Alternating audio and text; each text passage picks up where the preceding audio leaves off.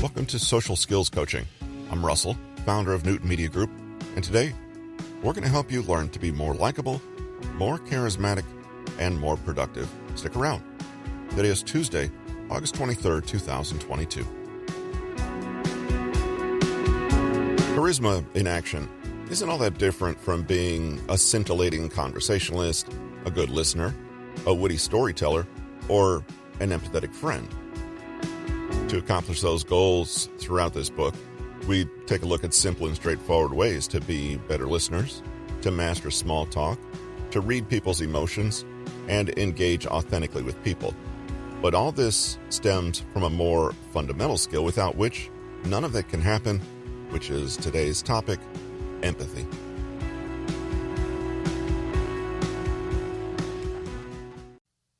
Empathy is so much more than feeling for others when something bad happens to them. Empathy is really the only thing that allows human beings to reach out and connect to one another emotionally. Without empathy, we cannot imagine another person's world, perspective, or emotions. Philosophers call this capacity to guess at the hidden inner world of people other than ourselves theory of mind. In imagining another's inner world, empathy is the what and communication is the how. If we want to connect emotionally with others and share in their world, we need to understand how to communicate with them.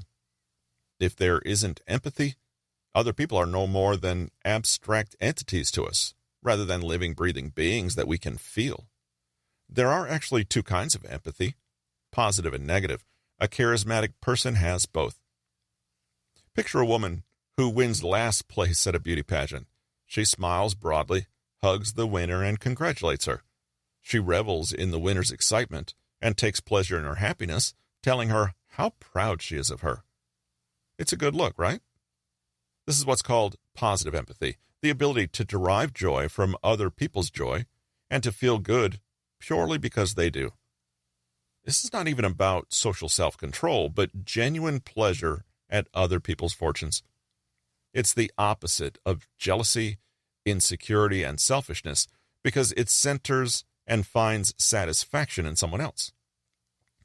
The irony is that it ends up making the admirer so much more likable too. Charismatic people are never jealous, at least not outwardly, and they don't compete in public or put themselves or others down. Watch any interview with the charismatic Dolly Parton, for example, and observe how she never puts down others in the industry, even those who criticize her. She playfully laughs off even insults with grace and humor. I'm not offended by all the dumb blonde jokes because I know I'm not dumb. I also know I'm not blonde. You can improve your own charisma by refusing to let other people's achievements threaten you or their light undermine your own. Anxious people take the brilliance of others as a problem, perhaps because deep down they doubt themselves and feel insecure. But if you get alongside those who are doing better than you, you elevate yourself and communicate a powerful message that you know how to generate your own value that does not depend on others being smaller than you. When you feel that tinge of jealousy or envy, swallow your pride and praise or congratulate that person. Ask for their advice. Lavish them with compliments. Be their friend. See if you can genuinely find happiness for them. This not only makes you appear more magnanimous and mature as a person, but it will encourage you to think, why don't I do the same? Train yourself to see jealousy as an invitation to be better. Is there some potential going unfulfilled in you? Negative empathy is the one most of us are familiar with, i.e., the ability to sympathize with and feel into the pain and suffering of others. Being able to help, support, and comfort those in need is great, but it usually comes from a deeper ability to sincerely feel what others feel. Intellectually understanding the facts of someone's negative emotion is not the same as feeling that emotion along with them. So, how do you improve empathy? That's easy. Empathy is hardwired in almost everybody. It's just a question of consciously bringing out this innate ability in every interaction. In a 2013 paper by Klimecki et al., researchers discovered that empathy is plastic, meaning it can literally be cultivated with effort. Even if you find empathy difficult or have trouble empathizing with particular people, it doesn't matter. There are still predictable patterns of empathetic conversation that anyone can learn to demonstrate. Fake it till you make it, in other words. Strategy 1. Read. It might seem odd that this solitary activity would make you more socially charismatic and better in conversations, but it does. Reading puts you in someone else's shoes. You get to try on perspectives other than your own, inhabit someone else's narrative, see their values, and feel their interpretation of events. Think of it as an empathy training camp. When you're with others, try to really grasp that from their point of view, they are the most important people in their worlds, in the same way that you feel that you are the center of your own. You begin to build real empathy when you understand that other people will always experience themselves as the protagonists of a story that may run on values and principles completely alien to you, and you can tailor and adjust your communication accordingly. A kind and sympathetic person can think, I feel for you because I'd feel bad if that happened to me. But a truly empathetic person can think, I feel for you because I can see that it feels bad for you. Reading fiction helps you appreciate others and see them not from your own perspective, but see how they see themselves from their perspective. Make sure it's the right kind of reading, though. Mix up your authors and go for quality literary fiction from different areas, countries, and styles to broaden your scope. Reading the same author constantly or flipping through People magazine doesn't count. Strategy 2. Make an experience filter.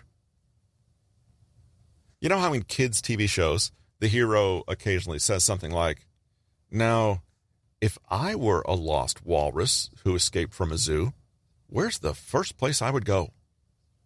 It sounds silly, but the ability to genuinely see life through the lens of someone, or some walrus, who isn't you, is actually a sophisticated expression of empathy, and helps us be charismatic.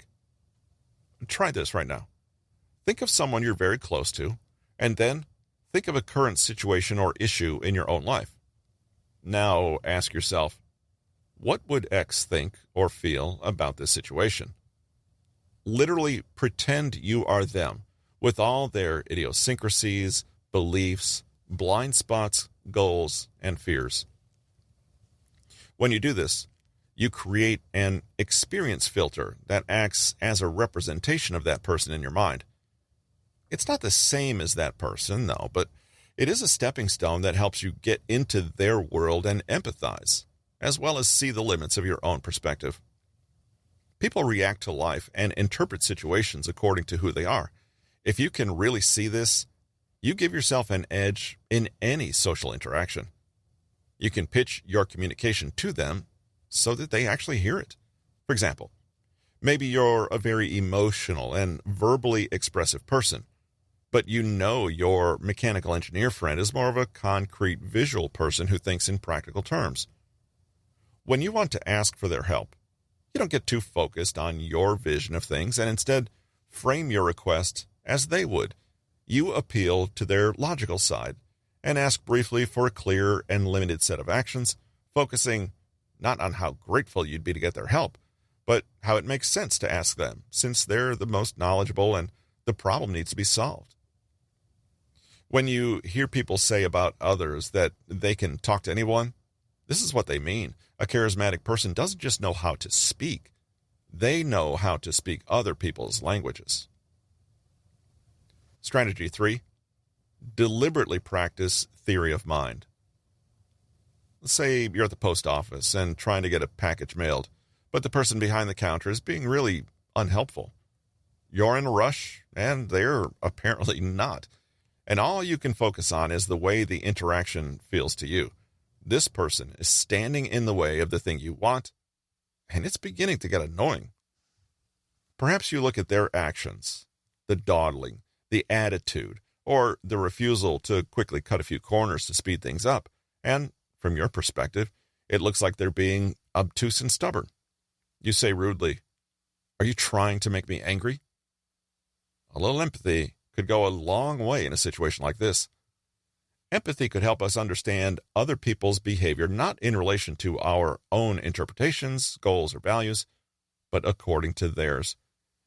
Empathy could make us peek out of our experience and into someone else's.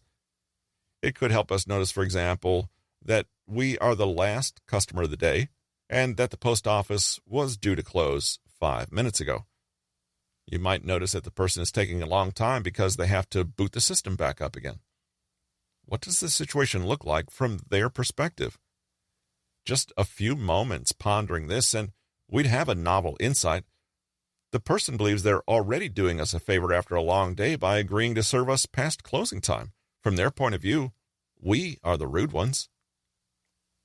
Theory of mind allows us to have the mature and grounding realization that we are not the only ones in the universe, and that our point of view is just that, a point of view, not reality itself. Everything other people say and do comes from a perfectly legitimate perspective, informed by their background and their unique take on things.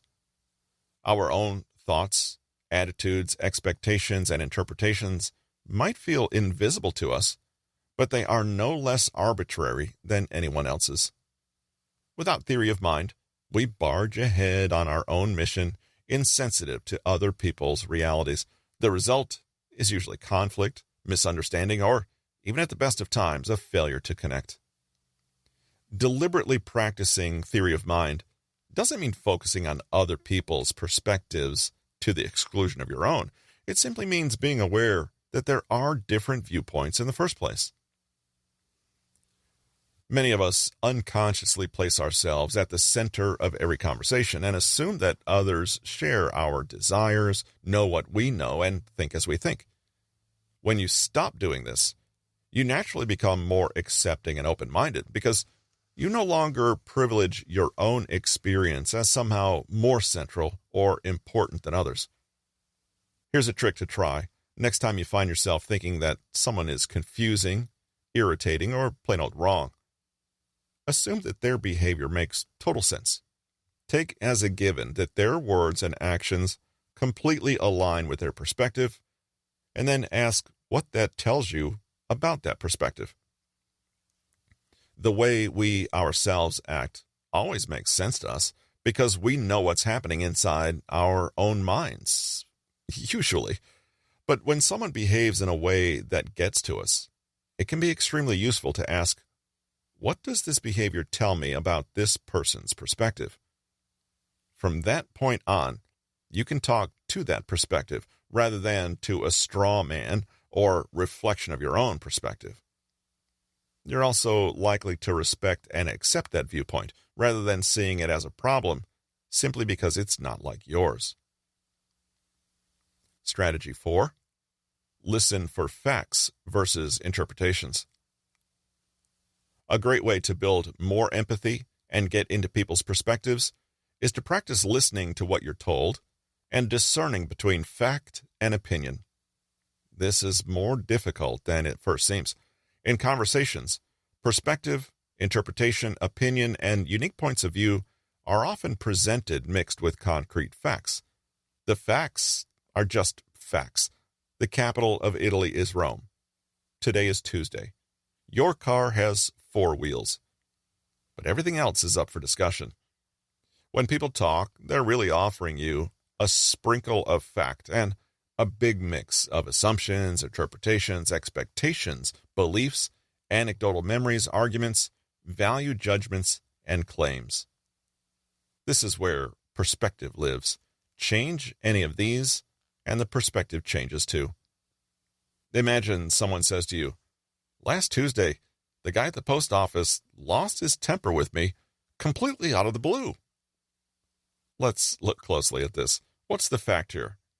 Well, the person was at the post office last Tuesday. There was a guy there. And everything else? Not fact. That someone lost their temper is value judgment and interpretation. Out of the blue is an opinion and personal assessment. Basically, there are many unknowns here and only a few facts.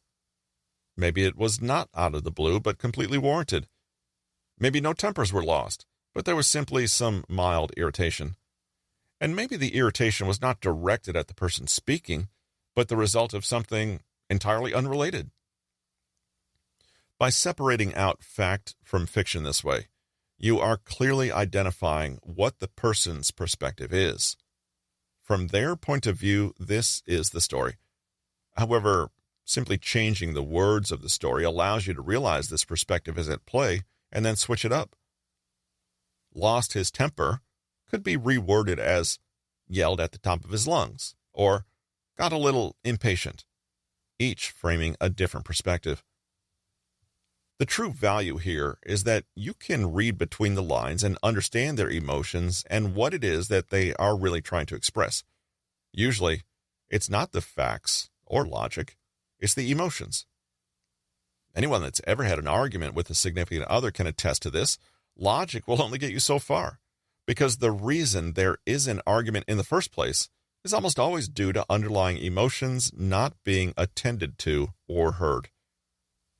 When you know the difference between facts and interpretation, you'll know what to focus on and make people feel glad that they told you something, because you can give them the reaction they were looking for instead of blindly focusing on pedantry.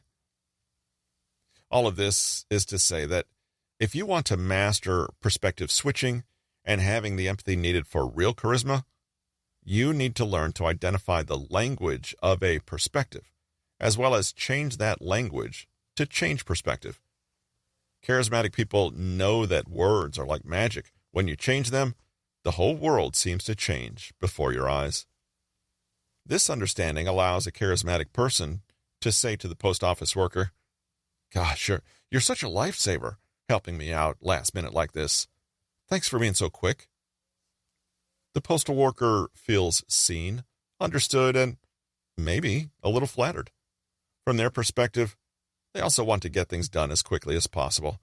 They work as fast as they humanly can and are polite too, which is not the outcome you'd get if you'd impatiently asked, "What's the holdup anyway?" Summary. Part 1 of this book is all about the charismatic presence.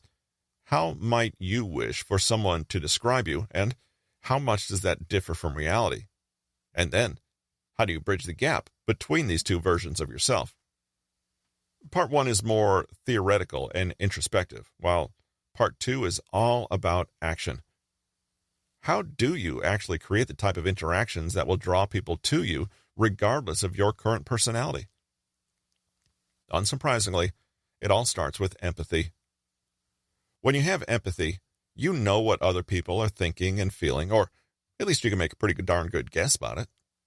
And if we know what people are thinking and feeling, we can also make a darn good guess as to what they want. And that's what will allow us to create charismatic interactions.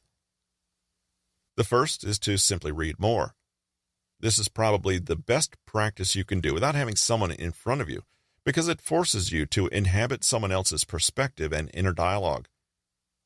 You can see in the story that because X happened, Y and Z might happen. This seems simple, but it's not easy to practice in daily life. Having an experience filter is very similar, in that it forces you to step out of your perspective, which is necessarily limited, and really try to see someone else's. It might sound like we're only talking about empathy here, but the truth is that empathy and charisma are extremely, extremely related. Yes, deliberately practicing theory of mind is also more in the same direction of understanding another person's thoughts and emotions. Finally, understanding the difference between facts and interpretation will help you know what you should respond to.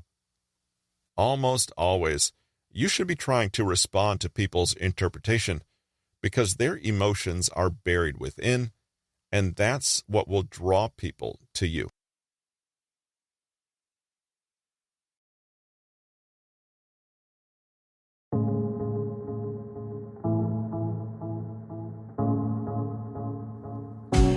This episode of Social Skills Coaching was brought to you by Newton Media Group. Thanks for tuning in to this episode. If you enjoyed today's show, please take a moment and head over to bit.ly/PK Consulting to learn more about the author Patrick King and have a chance to sign up for his newsletter. Thanks for joining us today. We'll see you next Tuesday.